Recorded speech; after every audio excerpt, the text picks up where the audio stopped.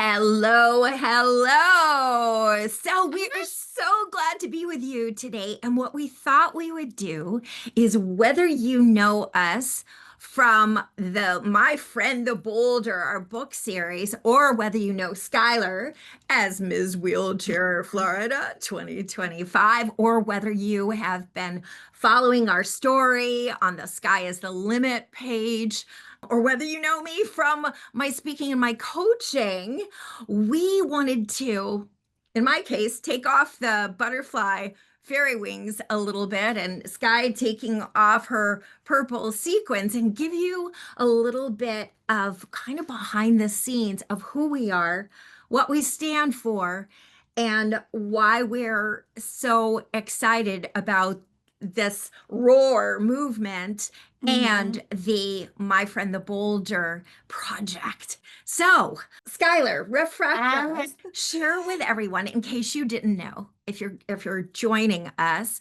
from the My Friend the Boulder series, maybe you didn't know that Princess Happiness, played by Skylar here, is in real life Ms. Wheelchair Florida 2025, and you're the first Ms. Wheelchair Florida with a traumatic brain injury. And what does that mean? What is a traumatic brain injury? So, like, I'm in a wheelchair now because I'm paralyzed, because I had a traumatic incident. In my case, a boulder fell on my head, and so it messed with my balance.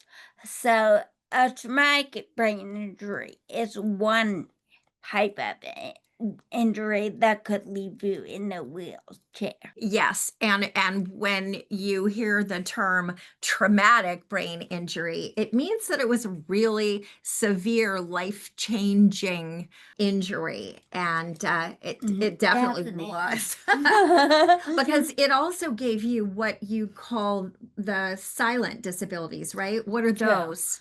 The verbal, cognitive, visual, and auditory. So, as you can hear, I have like a speech impediment thing. So, it's harder for me to talk, not to talk, but for people to understand me. So, that's what I call a silent disability, because it's not obvious in a wheelchair or anything, but it still like impacts people a lot.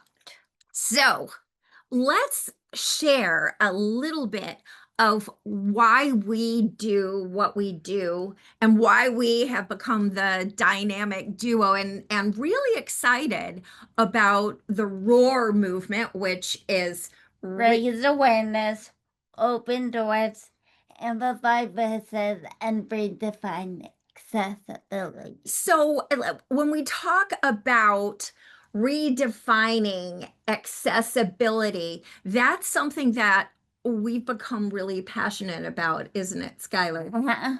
Like we're just talking about the silent disabilities, because like we say, the ADA can help you get into the restaurant, but if you can't be understood once you're in there, that's only half the issue. So I want to expand accessibility so that people think about the silent disabilities and other forms of disability that you don't always are obvious. Yes. And so, speaking of which, that made us think that we all have our challenges, don't we? We often will say we all have our boulders, just some of them aren't quite as literal as yours are. And some of them don't show up like physical disabilities or even like a silent disability, but it's something that, especially by the time you get to be an adult, you feel like it's holding you back. And I've noticed that a lot with coaching people, that even the high achievers, the things that hold them back feel like a disability of some sort to them. They've started to define themselves Uh, by what they can't do as opposed to what they can do, right, Skylar? uh-huh. That's a big thing I've learned from disability. You shouldn't define yourself by what you can't do. You should try and figure out different ways you can do it. Exactly. And so, enter, aside from the speaking, aside from the coaching, what we realized is a lot of these beliefs and the way we define ourselves happen when? Children. Yes, when we are a child. And so we thought, look, we want to do more as far as redefining disability than Excessive. or accessibility. Well, we want to do more than quote unquote normalizing disabilities, accessibilities. We want our global family to realize that we all have our challenges, and these disabilities are just a different variation of being different. And in some ways, rather than feeling like we just have to quote unquote do the right thing and be compassionate and help people with these disabilities, that these disabilities sometimes pull out from them their superpowers. I mean, people in the wheelchair community, in any level of accessibility, one of the things that we've noticed, and maybe you have as well, if you know people who have faced challenges, is that boy, do they get resilient and they get Mm-hmm. grit and they get tenacity and they Yeah. find ways to really come up with creative solutions, Yes. right? I feel like you are forced to be creative just to live life, which means that people are more creative when it comes to other solutions as well. Yeah, and I think that that's sometimes why able-bodied people can say, "Wow, you inspire me." And it's not just that you're able to get up in a wheelchair and go to the grocery store. It's that you have a level, you've been forced to find this version of yourself that has grit, that has resilience.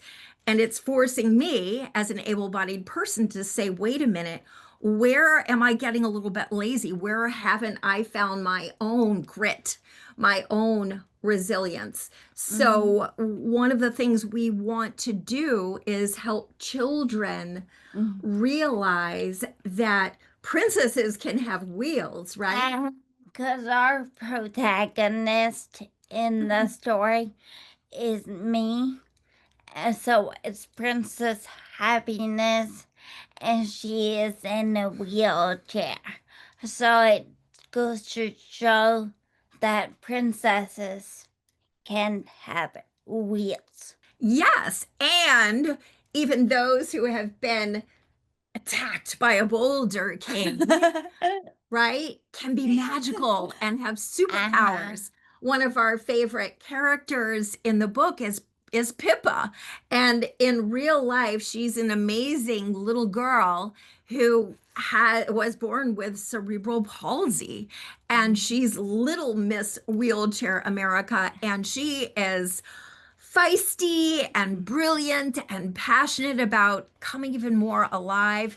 And so that's where part of the magic comes, is that everyone has the potential to have superpowers. And sometimes it's those toughest challenges that we face that give us the opportunity